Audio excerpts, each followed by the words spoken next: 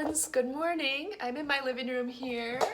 There's Rosie. You could say good morning to Rosie. There are other animals around here somewhere. I'm sitting at my piano and I'm going to read you a book this morning called When God Made the World.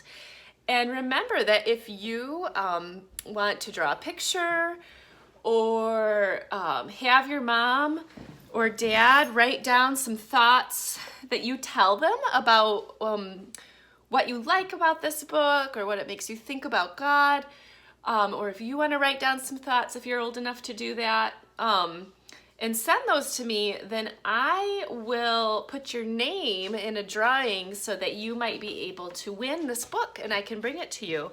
So I'm going to turn my camera so you can see this really well. So this book is called When God Made the World by Matthew Paul Turner, illustrated by Jillian Gamble. All right, I'm going to get this all set so that you can see really, really well. All right. God hung trillions of lights, stars big and stars bright. God turned the dark sky into a glorious sight. God put planets in places with moons in some cases, and galaxies that reach to the outermost spaces. God made comets that fly with tails through the sky, and asteroids and meteors that sometimes zoom by. And with cosmic explosions, God set space in motion, causing planets to orbit their suns with devotion. And somewhere amid all the swirling light, inside a cluster of milky white, among stars and planets and cosmic dust, God made a place for the story of us. 'Cause when God made the world, God displayed heaven's glory for you and for me and for all the world's stories. Our planet, God made a blue and green sphere and designed it to orbit the sun once a year. God made daytime and nighttime, climates and seasons, and all kinds of weather that varies by region. God made continents and oceans, islands and seas, a north and south pole that God put in deep freeze. God carved rivers and brooks, mountains and caves, made beaches with sand and huge crashing waves. God made tropics and plateaus, glaciers and meadows, marshes and tundras, and erupting volcanoes. God made some places high, with peaks in the sky, and places where snowflakes still fall in July. And quite a few places, God made it so hot, should you visit, just know that you must drink a lot. God made valleys so low and geysers that blow, and under Earth's surface, God put well springs that flow. Then, with gardens and forests and other things green, God made earth come to life using soil and seed. God made cypress and pines, bushes and vines, all kinds of trees with leaves God designed, plants full of flavor like basil and thyme, and trees that grow citrus like grapefruit and lime. God made flowering plants and plants that enchant. While most you can touch, God made some that you can't. Roses, be warned, are prickly with thorns. And there's an African melon that God covered in horns. And poison ivy's backlash, giving you a rash. Wherever it touches, you'll itch and you'll scratch. But don't let that stop you. Run barefoot through grass. Pick a flower or two, or a bouquet perhaps.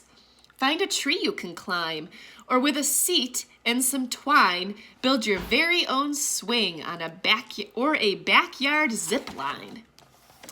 And when you eat grapes, or pour syrup on crepes, or into a forest you go to escape, Give thanks to God for all that God made, for the fruit and the syrup, for the trees and the shade.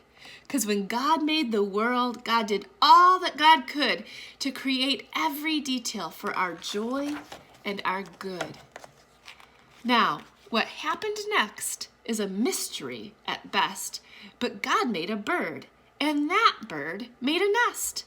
So God filled the sky, perhaps over time, with birds and more birds, and most learned how to fly. God made bluebirds and blackbirds, big birds and small birds, a few birds quite absurd, and the loudest birds you've ever heard. Crows crowed, doves cooed, chickens clucked, owls hooed, robins chirped, pheasants whirred. The world got noisy when God made birds.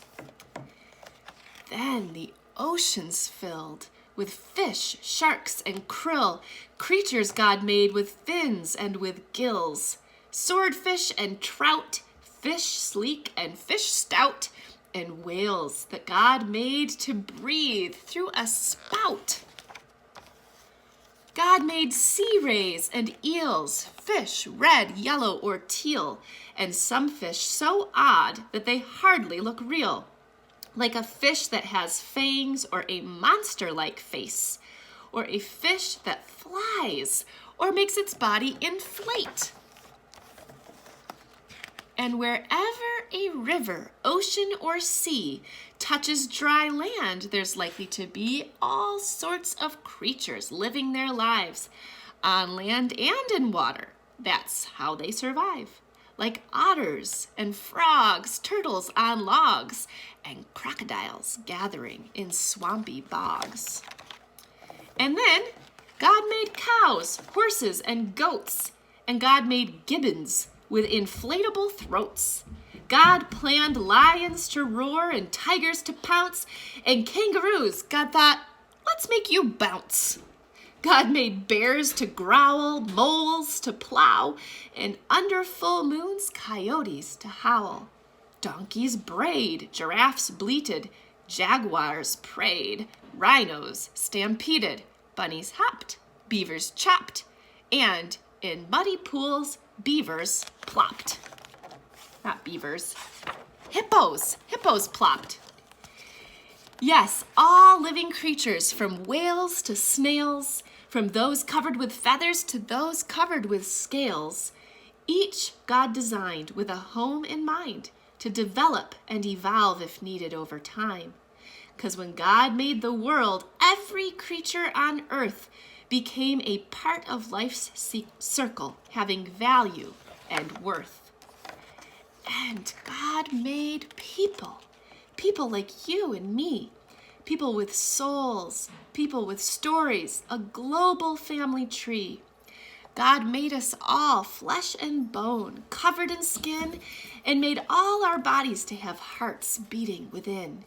God gave us bellies and legs, fingers and toes, and fashioned our faces with eyes, mouth, and nose.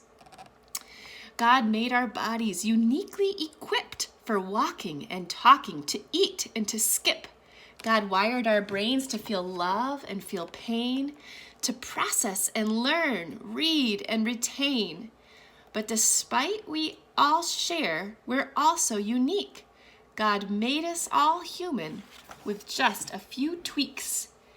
Each of our faces, bodies, and traits, our skin tones, our features, God did create. God made some people shy and some people loud, and some who thrive in the midst of a crowd. Some make music, some like math, and some are prone to blaze their own path. But always remember, because this much is true, God had a purpose for making you. So use every gift, every talent or shtick. Make the world better with your God-given trick. Bring smiles to faces, show love and good graces to those who need hope in all different places. Discover a star, a planet, or moon, or help keep a forest from dying too soon. Save a whale, hug a tree, protect every bee, recycle, repurpose, reject apathy. 'Cause all of creation whispers God's story. The mountain, the ocean, the blue morning glory, the raindrops, the sunshine, the grapes on the grapevine. With nature, God gives us a glimpse of divine. And just like a star might showcase God's light, or a waterfall give us a sign of God's might, the same could be said of me and of you. How we live, how we love, tells God's story too. 'Cause when God made the world and the world started spinning, the story God wrote was just a beginning. And that's the end. I hope you enjoyed that beautiful book like I did, and I hope you have a wonderful week. Love you all. Bye.